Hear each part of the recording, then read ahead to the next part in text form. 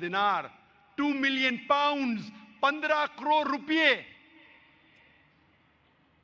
آج کون سا مسلمان اپنے بیٹے کو عالم بنانے کے لیے 15 کروڑ روپیہ خرچہ کرنے کو تیار ہے؟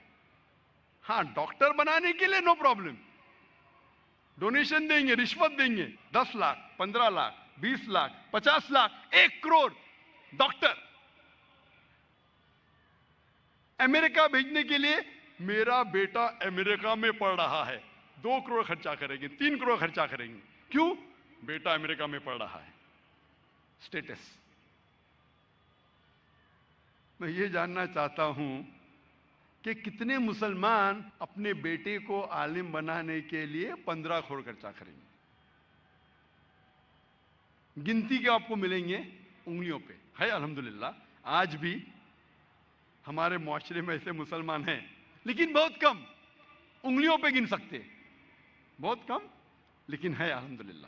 ہم دیکھتے ہیں کہ آج ہم مسلمان سارے طرف سے پیٹے جا رہے ہیں. ہم مسلمان آج معاشرے میں سب سے نیچے درجے کے لوگ کہلائے جاتے ہیں. میڈیا میں دیکھیے, لوگ اپنے آپ کو مسلمان کہنے کے لیے ڈرتے ہیں. جب ہم تاریخ پڑھتے ہیں, 8 سے 12ویں صدی میں, 8 to the 12th century, Europeans کہتے تھے دا ڈارک ایجز, اندھیرا دور. اندھیرا کس کے لیے؟ یورپینز کے لیے. اس وقت مسلمان علم کی چوٹی پہ تھے, مسلمان سائنس اور ٹیکنالوجی میں ایک دم اونچے تھے. یہ مغربی ممالک اندھیرے میں تھے, انسانیت نہیں. ہم اسکول میں پڑھتے ہیں کہ بلڈ سرکولیشن سب سے پہلے جو سائنٹسٹ نے ڈسکور کیا وہ ولیم ہاروی ہے, تقریباً 400 سال پہلے. تحقیق کرنے پہ پتہ چلتا ہے کہ ولیم ہاروی سے 400 سال پہلے, یعنی 800 سال پہلے آج سے, ابن نفیس سب سے پہلے انسان تھے جس نے بلڈ سرکولیشن کے بارے میں ذکر کیا.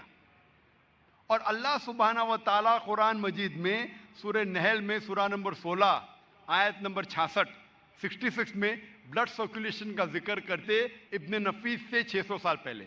آج سے 1400 سال پہلے, ولیم ہاروی سے 1000 سال پہلے, اور ابن نفیس سے 600 سال پہلے بلڈ سرکولیشن کا ذکر ہے قرآن مجید میں. آج ہم جانتے ہیں سائنس ترقی کرنے کے بعد کہ انسان جب کھانا کھاتا ہے تو کھانا پیٹ میں جاتا ہے, پیٹ سے جاتا ہے اتڑیوں میں, اتڑیوں سے خون کے ذریعے کئی اعضاؤں میں جاتا ہے, آرگنز میں جاتا ہے, انکلوڈنگ میموری گلینڈ, انکلوڈنگ چھاتی کے پستے میں, جہاں سے نکلتا ہے دودھ. قرآن مجید میں بلڈ سرکولیشن اور دودھ کے بننے کے بارے میں نٹشل میں کہا گیا ہے. سورہ نحل میں سورہ نمبر 16 آیت نمبر 66 میں اللہ تعالیٰ فرماتے کہ بھیڑ بکریوں اور گائیوں میں آپ کے لیے ایک مثال ہے, آپ کے لیے مثال ہے. ان میں سے ان کے پیٹ کے درمیان اور خون کے درمیان سے نکلتا ہے دودھ جو انسانوں کے لیے فائدے مند ہے. اس آیت میں اللہ تعالیٰ ذکر کر رہے ہیں blood circulation and production of milk کے بارے میں. اس وقت ابن نفیس سب سے پہلے انسان تھے جس نے سمجھایا بلڈ سرکولیشن کے بارے میں. ہم اسکول میں جب ورلڈ میپ آف جیوگرافی ہم ڈرا کرتے اسکول میں, سب سے پہلے شخص جس نے دنیا کا نقشہ بنایا اس کا نام تھا الادروسی, سن 1154 میں, 1154 میں.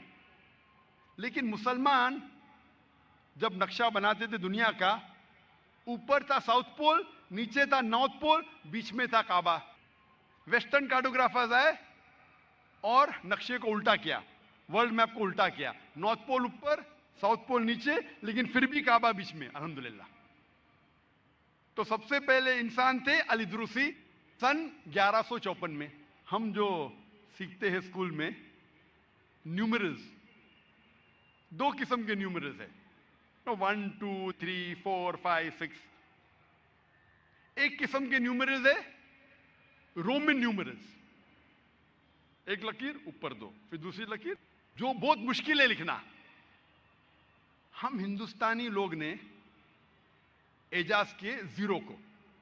عرب نے زیرو کو لیے اور ترقی کرنے کے بعد ڈیسیمل پوائنٹ ایڈ کیے اور دنیا کو دکھلایا عربک نیومرلز.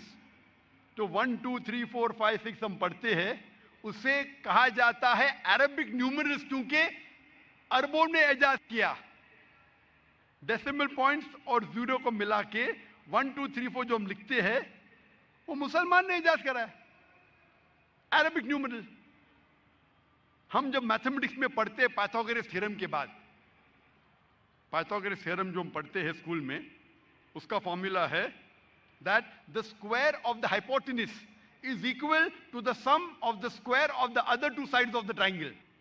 ٹرائنگل کے اندر جو سب سے بڑا لائن ہے اس کا اسکوائر ایکول ہے باقی دو ٹرائنگل کے سائڈز کے اسکوائر کو جمع کرنے کے بعد. پائتھاگورس تھیورم کے بارے میں سیکھتے ہیں، لیکن اس تھیورم میں یہ نہیں ہم سیکھتے کہ پائتھاگورس تھیورم کو سب سے پہلے کس نے کہا تھا. الطوسی. الطوسی مسلمان تھا. میتھمیٹکس میں ہم سیکھتے ٹریگنومیٹری کے بارے میں. Who is the father of trigonometry? Trigonometry کے فادر ہے، ٹریگنومیٹری کے والد ہے البرونی، مسلمان. کتنے لوگ جانتے ہیں الکھندی کو؟ الکھندی نے کہا کہ آل لاز آر ریلیٹیو. اس وقت جب گیلیلیو، ڈیسکارٹس، آئزیک نیوٹن کہتے تھے کہ آل لاز آر ایبسولوٹ، اس وقت الکھندی کہتے تھے آل لاز آر ناٹ ایبسولوٹ. اس کے بعد کئی سال بعد البرٹ آئنسٹائن آئے، انہوں نے پروپاؤنڈ کیا تھیوری آف ریلیٹیوٹی. ہم سب جانتے ہیں البرٹ آئنسٹائن کو ملا نوبل پرائز. کتنے لوگ جانتے ہیں الکھندی کے بارے میں؟ کتنے لوگ؟ یہ اثر ہے مغربی تعلیم کا. اصل میں جو تھے سائنٹسٹ ان کا نام و نشان مٹ گیا. ہم اسکول بکس میں الکھندی کے بارے میں نہیں پڑھتے، ابن نفیس کے بارے میں نہیں پڑھتے، الطوسی کے بارے میں نہیں پڑھتے، الادریسی کے بارے میں نہیں پڑھتے. کئی سال پہلے 3 بھائی تھے، محمد، احمد اور حسن شاکر. یہ 3 بھائیوں نے ریڈ سی پہ ایک ڈگری کے ذریعے سرفیس ایریا میجر کیا سارے ارتھ کا. اپنے اس دھرتی کا سرفیس ایریا میجر کیا اس وقت جب لوگ سمجھتے تھے کہ دھرتی چپٹی ہے، دی ارتھ از فلیٹ. اس وقت یہ 3 بھائیوں نے ریڈ سی کے ایک ڈگری کے ذریعے سرفیس ایریا میجر کیا، جو آج سائنس کہتی ہے ماشاء اللہ کافی حد تک الحمدللہ صحیح ہے. ہم پڑھتے کیمسٹری میں فادر آف کیمسٹری گیبر. گیبر کا نام کبھی کبھی ہم سنتے ہیں. گیبر کون ہے؟ گیبر جابر، جابر ابن حیان. وہ گیبر لگتا ہے ویسٹرنر ہے، انگریز ہے. گیبر گیبر تو کون پہچانے گا مسلمان ہے؟ جابر، جابر ابن حیان. وہ جابر ابن حیان تھے جو فادر تھے کیمسٹری کے. پہلا شخص جس نے الکوہل کو ڈسٹل کیا اس کا نام ہے جابر ابن حیان. یہ الکوہل جو لفظ ہے انگریزی، وہ عربی لفظ الگل سے آتا ہے. الگل کے معنی ایول اسپرٹ، مطلب شیطان جیسی چیز. الگل سے لفظ آتا ہے الکوہل، عربی لفظ سے. گیبر، گیبر ہماری کتاب میں گیبر لگتا ہے کہ کوئی انگریز سائنٹسٹ ہے. جابر، جابر ابن حیان. ہم جب تاریخ کی تحقیق کرتے ہیں، سائنٹیفک تاریخ کی، ہمیں پتہ چلتا ہے کہ محمد زکریا رازی جو الحمدللہ میڈیسن کے میدان میں ماہر تھے، انہوں نے 2 کتاب لکھی اسمال پاکس اور میزل پہ. ہم جب سائنٹیفک تاریخ تحقیق کرتے ہیں پتہ چلتا ہے کہ علی ابن عباس نے 20 جلد لکھی تھی theory and practice of medicine کے بارے میں. اور آج کی سائنس کہتی ہے کہ ایک مشہور شخص تھے ایویسینا. ایویسینا جسے کہا جاتا تھا ایرسٹوٹل آف دا ایسٹ، جو بہت فیمس فلاسفر تھے، میتھمیٹیشین تھے. ایویسینا اس کا اصل نام تھا علی ابن سینا. ایویسینا لگتا ہے کہ انگریز نام. ایویسینا، ایویسینا، علی ابن سینا. تو جب ہم تحقیق کرتے سائنٹیفک ہسٹری کی ہمیں پتہ چلتا ہے کہ اس وقت سائنس کے میدان میں سب سے اونچے معیار پہ مسلمان تھے، اور اس وقت غیر مسلمان کو بھی اگر سائنس کی تحقیق کرنا تھا ان کو فرض تھا کہ وہ عربی سیکھے۔ اگر سائنس کی تحقیق کرنا ہے اور اچھے معیار پہ پہنچنا جس طریقے سے آج انگریزی اہم ہے، اس وقت سینکڑوں سال پہلے سائنس کے میدان میں ماہر بننے کے لیے آپ کو عربی سیکھنا فرض تھا۔ اس وقت ہم مسلمان عروج پہ تھے، آج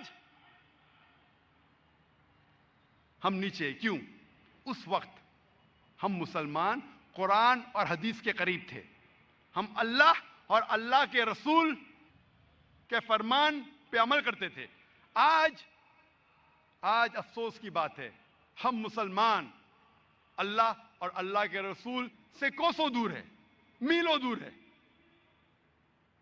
آج کی ہماری حالت جو ہے اس دنیا میں، کیونکہ ہم مسلمان دین سے دور ہیں، اور عیسائی عروج پہ ہے کیونکہ وہ بھی اپنے دین سے دور ہے۔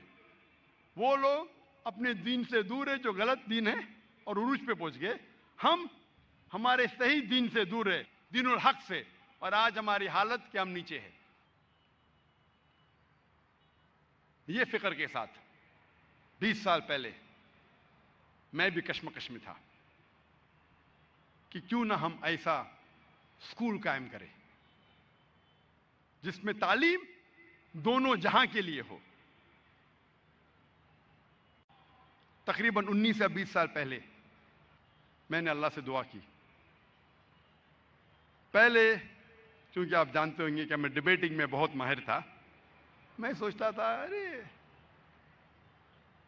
کوئی بھی بیوی ہوں گی چند مہینے میں اسے لائن پہ لے کے آؤں گا، یہ میری سوچ تھی اس وقت 22 سال 23 سال پہلے۔ اللہ نے مجھے فن دیا ڈیبیٹنگ کا، کوئی بھی شخص ہوگا اس کو 3-4 مہینے میں لائن پہ لے کے آئیں گے۔ پھر تقریباً 20 سال پہلے اللہ نے مجھے ہدایت دی، پھر میں اللہ سے دعا کرنے لگا کہ مجھے ایسا ہم سفر دے جو میرے لیے سب سے بہترین ہو، مجھے سب سے بہترین بیوی دے۔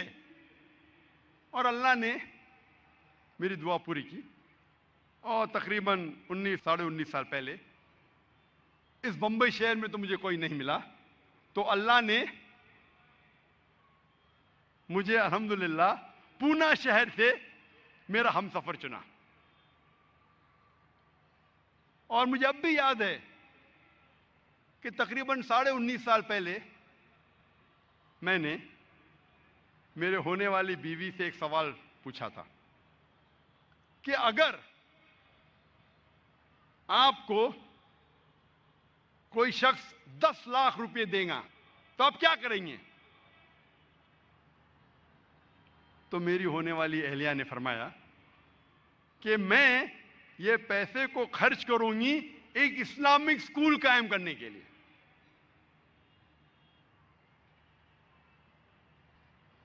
10 لاکھ 20 سال پہلے تقریباً آج کے تقریباً 2-3 کروڑ ہو سکتے، 2-3 کروڑ روپے۔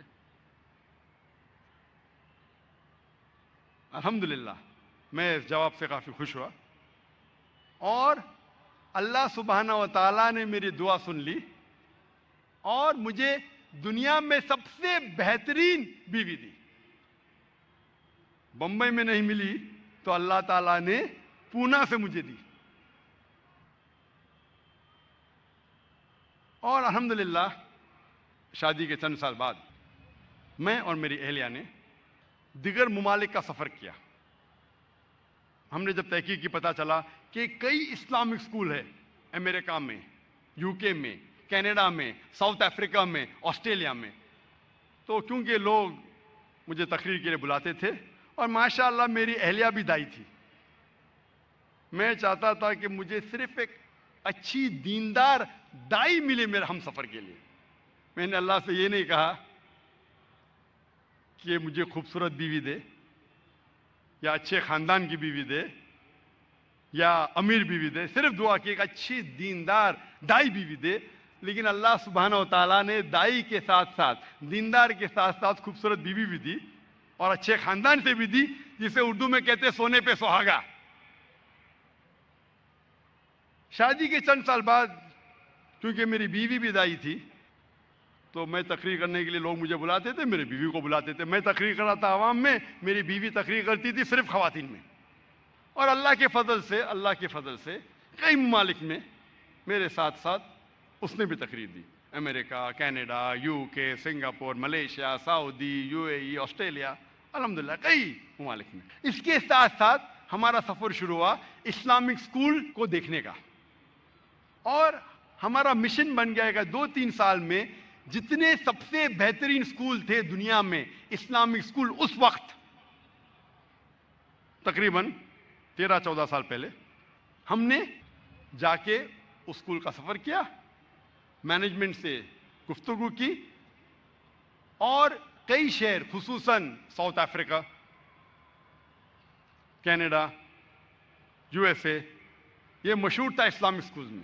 لیکن جب ہم نے ان اسلامک اسکول کا سفر کیا, ہمیں افسوس ہوا کہ ان کا مین مقصد تھا یہ اسکول میں کوئی شراب نہ پیے, یہ اسکول میں کوئی ڈرگ نہ لے, اس اسکول میں لڑکیوں کو حجاب پہننے کی اجازت ہو, اس اسکول میں بچے نماز پڑھے. یہ ان کا مقصد تھا.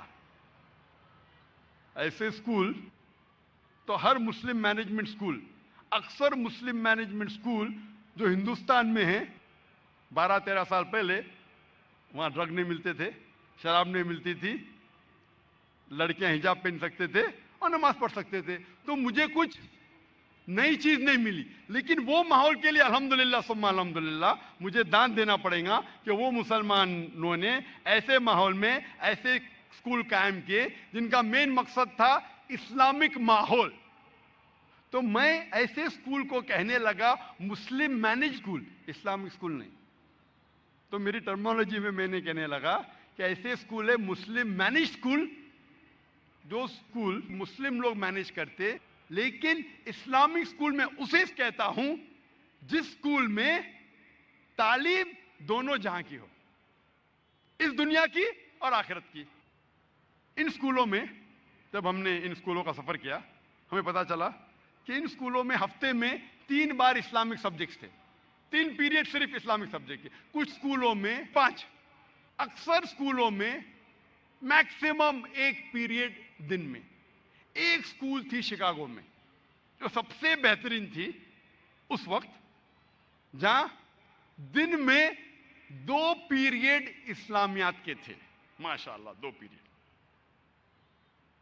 اور ان اسکولوں میں عربی زبان تھی, لیکن جب ہم گفتگو کرتے تھے بچوں سے, عربی میں 1 گریڈ ملے لیکن صرف شوش بہت کم جانتے تھے.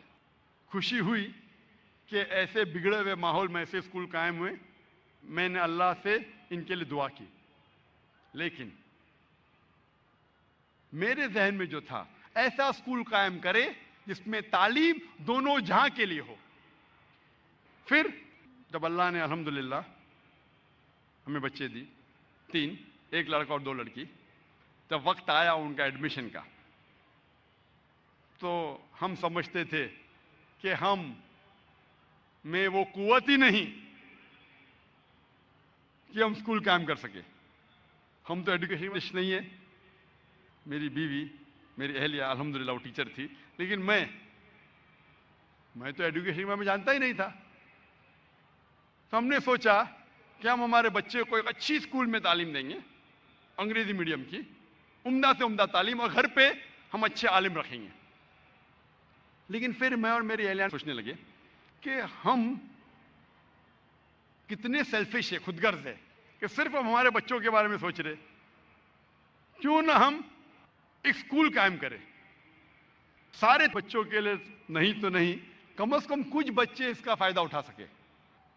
اور جب میں نے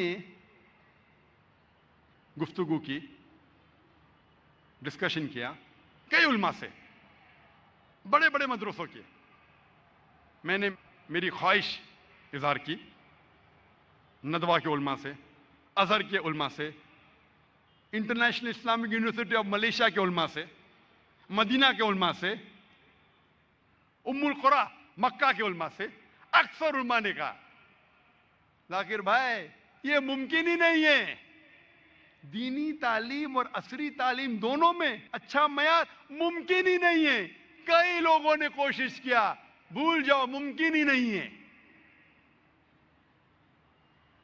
میں الحمدللہ یہ نہیں سمجھتا ہوں کہ یہ علماء غلط تھے, لیکن بہت افسوس ہوا. ایک شخص تھا جس کا نام ہے ڈاکٹر فا عبد الرحیم, جو مدینہ کے لغہ ڈپارٹمنٹ, عربی ڈپارٹمنٹ کے ہیڈ تھے. انہوں نے کہا کہ ناممکن نہیں ہے لیکن بہت مشکل ہے. اگر اللہ کی مدد ہے اور صحیح جد و جہد سے کوشش کی جائے تو ناممکن نہیں ہے لیکن بہت مشکل ہے. اس سے ہمت ملی اور تقریباً 10.5 سال پہلے ہم نے سوچا کہ بمبئی شہر میں ایک اسکول قائم کرے. تو میں نے میرے دوستوں سے, قریبوں سے فون پہ, چلو اسکول قائم کریں اسلامک. صرف 3 یا 4 ہفتے باقی تھے اکیڈمک ایئر شروع ہونے کے. اپریل کے آخری ہفتے یا مئی کے پہلے ہفتے میں میں نے چند دوستوں کو فون کیا, شروع کریں. جہاں سارے اسکولوں میں ایڈمیشن ختم ہو چکی تھی, ہم نے پیمفلیٹ شائع کیا کہ ہم اسلامک انٹرنیشنل اسکول قائم کر رہے. اللہ کی مدد تھی, الحمدللہ ثم الحمدللہ. 10.5 سال پہلے ہم نے اسلامک انٹرنیشنل اسکول قائم کیا. اور پہلے سال صرف 4 کلاسز تھے, نرسری, جونیئر کے جی, سینئر کے جی اور فرسٹ اسٹینڈرڈ. اور میرا نظریہ ہمیشہ تھا کہ جو بھی کام کرو ایک یونیک کام کرو. یونیک مطلب ہٹ کے, علیحدہ, یا دنیا میں بہترین کام. میری ہمیشہ خواہش تھی اور میرا نظریہ یہی تھا کہ 2 قسم کے کام کرو. ایسے کام کرو جو دنیا میں سب سے بہترین ہو, اور ایسے کام کرو جو ہٹ کے ہے. یہ کہنا ضروری نہیں کہ یہ دونوں کام قرآن و حدیث کی روشنی میں سے ہونا چاہیے, لیکن ایسے کام کرو جو دنیا میں سب سے بہترین ہو یا ہٹ کے, یونیک. جو کام سب لوگ کر رہے ہیں وہی معیار پہ, عام معیار پہ میں بھی کروں تو کچھ مزہ نہیں. اسی نظریے سے 20 سال پہلے سن 1991 میں 1991 میں ہم نے قائم کیا اسلامک ریسرچ فاؤنڈیشن.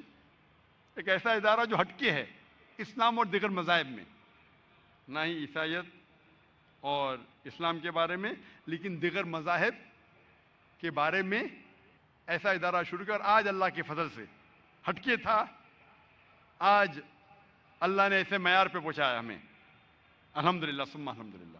اسی نیت سے 10.5 سال پہلے ہم نے قائم کیا اسلامک انٹرنیشنل اسکول. اور ہم نے چاہا, it was a pilot project, کہ یہ پروجیکٹ ایک پائلٹ پروجیکٹ ہے. پائلٹ بولتے ہیں نا سیمپل, اور سیمپل کے لیے انسان جد و جہد کرتا ہے کہ یہ سیمپل سب سے بہترین ہو. اور ہم نے سوچا ایسا اسکول قائم کرے جس میں دین اور دنیا کی تعلیم دونوں ہو, لیکن دونوں عمدہ ہو. میری خواہش تھی کہ ہمارا بچہ جب 10ویں اور 12ویں سے فارغ ہو تو کم از کم ایک عام عالم جو مدرسے سے فارغ ہوتا ہے, کم از کم اتنا علم تو اس کے پاس ہو. یہ میری دعا تھی. اور عصری تعلیم میں انٹرنیشنل لیول پہ اس کا معیار ہو. اس نیت سے شروع کی اور ہم سروے کرنے لگے کہ باقی اسکول کا معیار کیا ہے, اسٹیٹسٹکس کیا ہے, اور کوشش کرنے لگے کہ ہم ان باقی اسکولوں سے بہتر بنیں. تو پہلے ہم نے تحقیق کی کہ عام اسکولوں میں ٹیچر اسٹوڈنٹ ریشو کیا ہے. تو پتہ چلا کہ بمبئی شہر میں, جو ایک تعلیم یافتہ شہر ہے, عام اسکولوں میں ہر کلاس میں تقریباً 40 سے 50 بچے ہوتے ہیں ایک اچھے معیار کے اسکول میں. باقی اسکولوں میں 60 بچے, 70 بچے. اچھے معیار کے اسکول میں 40 سے 50 بچے, اور 2 کلاس میں 3 ٹیچر ہوتے. تو تقریباً اچھے اسکولوں میں ہر 30 سے 35 بچے کے پیچھے ایک ٹیچر ہے, ایک مدرس ہے. انٹرنیشنل اسٹینڈرڈ کہتی ہے کہ ہر 20 بچے پہ ایک ٹیچر ہونا چاہیے. جو پرائیویٹ سکولز ہے یو کے, یو ایس اے, کینیڈا میں, ان کا اسٹیٹسٹکس ہے ہر 10 سے 12 بچوں کے پیچھے ایک ٹیچر ہونا چاہیے. تو میں نے کہا کہ ہم اسکول قائم کریں گے ہر 5 بچے پہ ایک ٹیچر. اگر دنیا کا اونچا معیار 10 سے 12 ہے, ہم شروع کریں گے ہر 5 بچے پہ ایک ٹیچر, چاہے کتنا بھی خرچہ ہو. اور شروع کیا ہم نے اسکول.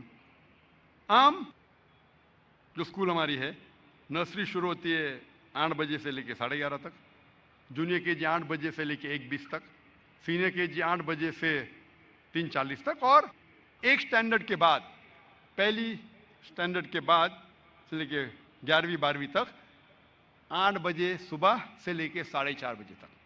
عام اسکولوں سے 2 گھنٹے زیادہ ہے, کیونکہ ہم تعلیم دونوں جہاں کی دے رہے ہیں. لیکن یہ جو 2 گھنٹے زیادہ ہے, کیوں؟ کیونکہ ہم اسکول میں نماز پڑھاتے ہیں.